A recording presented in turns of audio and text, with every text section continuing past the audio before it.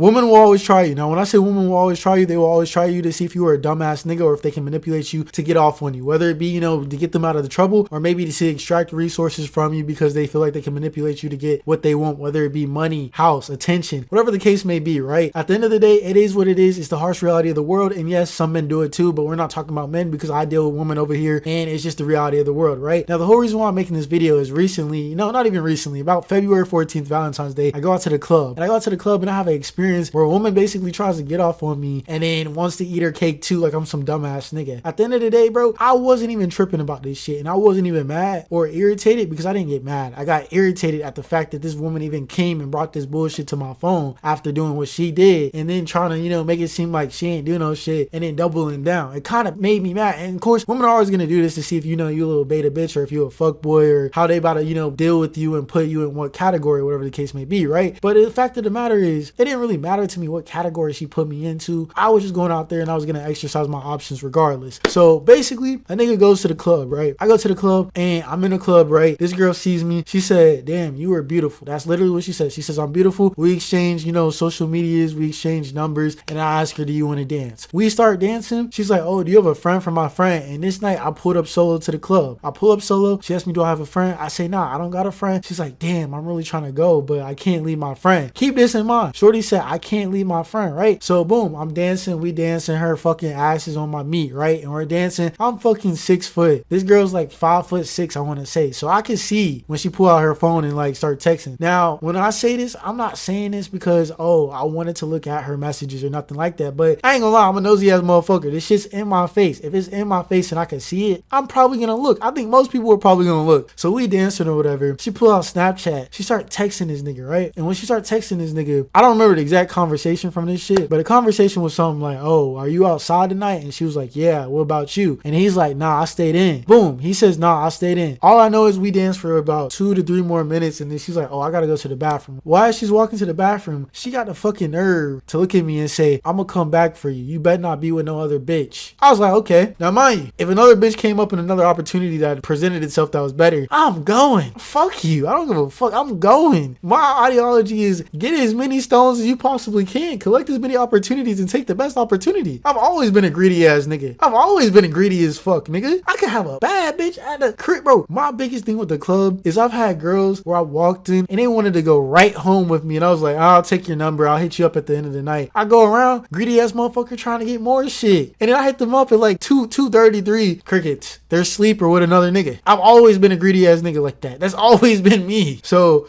she does that. I start walking around. Boom. I'm walking around 10 to 20 to 30 minutes go by, right? I get a text message. She talking about some, I went home. And I was like, oh, okay, cool. I don't give a fuck. I'm out here trying to, you know, collect some other opportunities, right? But I see her friend, right? And one of her big concerns was, I don't want to leave my friend, but you just left your friend. So I was like, oh, probably leaving that nigga. I don't give a fuck, you know? The night's still young. Hella young, beautiful woman in this club to, you know, talk to. I ain't tripping. I start, you know, walking around the club, find another girl. This girl grabs my hand, starts talking to me. We start dancing, right? Now, this girl was DTF. She was on go, ready to go. We start dancing, but I ain't gonna lie. It was Valentine's Day and I had work the next day and I work early in the morning and I drive vans, bro. I ain't gonna lie. I thought about taking her home and, you know, crushing that, but I was like, bro, I don't even got the energy and time to do this. Like, it's really not even worth it, bro. And it just wasn't worth it to me, bro. So I'm dancing with her, but like we talked about going home and shit. I ain't gonna lie. I did agree for her to come home with me. Like we talked about that shit. 1 o'clock came around. I was like, oh, at 1:20 I'm going, right? And then 1:20 came along and I left, right? And when I left, like right before I left, she kind of looked at me like a clueless little puppy dog, like, and I was like, yeah, I'm about to go. And she's like, I was like, all right,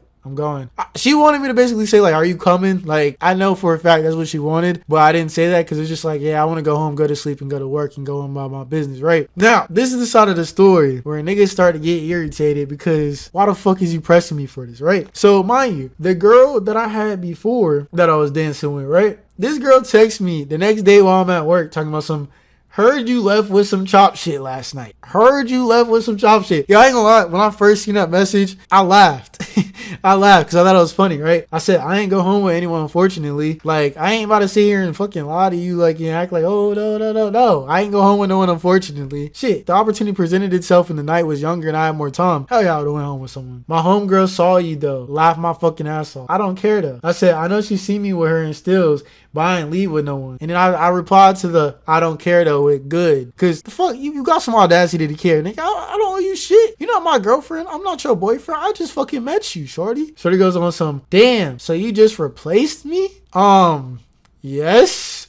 Nigga, you went home and quote unquote you didn't feel good. You went home, which I'm willing to bet $100,000 she went to another nigga. Like, I'm willing to bet that. I said, so you ain't go see Deuce. Oh, that's that nigga's name. All right, forgot that nigga's name. She said, I went home, question mark. I just said, Now there's really no point in even arguing or presenting this to a woman because they just gonna lie and gaslight and blah blah blah blah blah. But it was just the fact of like, you're pressing me on some shit. Let me put my card out on this table for you and see what you react, right? I said, She said, you're talking about the motherfucker I was texting? I'm not gonna lie, I never even met bro before. Right. I said, yeah. All I know is I seen him say, nah, I ain't go out. And then you went home all of a sudden and left your friend. She said, I went home because I didn't feel good. And then she sent me Uber logistics to her goddamn apartment complex. Let me tell you one thing about her apartment complex. This girl lives in the most luxury apartment complex that you could possibly live in Greenville, NC. And the resident count on that, I want to say probably about 1,000 apartments. And there's apartments where 4 students can live in there. Let's just say, I want to take a rough estimate that probably like 5,000 students live in that apartment. I could be overestimating it or underestimating it, right? 5,000 students live in that apartment. You sending me this Uber screenshot of you going to your apartment proves fucking nothing. That nigga could live in the goddamn building. That nigga could pull up to come pick you up from the building. That nigga could pull up to be going into your apartment. That shit don't mean nothing. That's like when a motherfucker send you their location. I've done this shit. I sent my location out to a shorty knowing that shit don't mean shit. I got my own apartment. You can know where the fuck I'm at. But I could just invite a girl to me.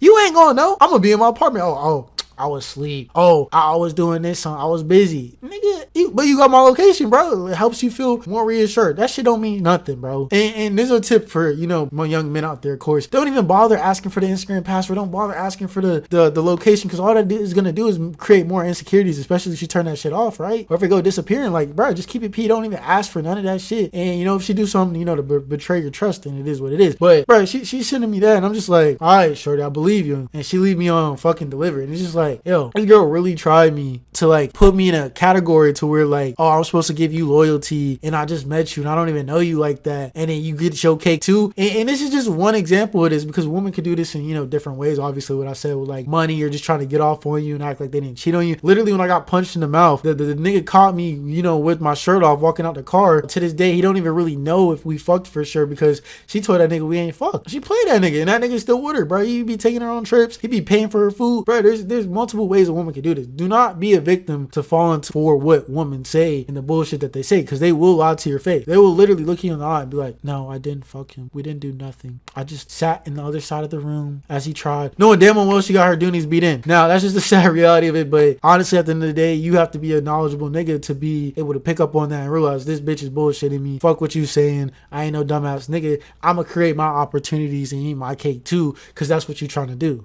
And I'm not about to get played by you.